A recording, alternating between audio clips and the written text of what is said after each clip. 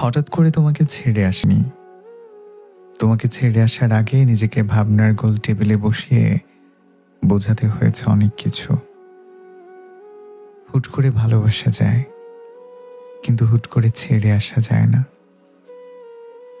মেনে নিতে নিতে, মানিয়ে নিতে নিতে ক্লান্ত হয়ে যখন আমি আর নিজের সাথে পেরে উঠছিলাম না, তখন দূরে সরে এসেছি।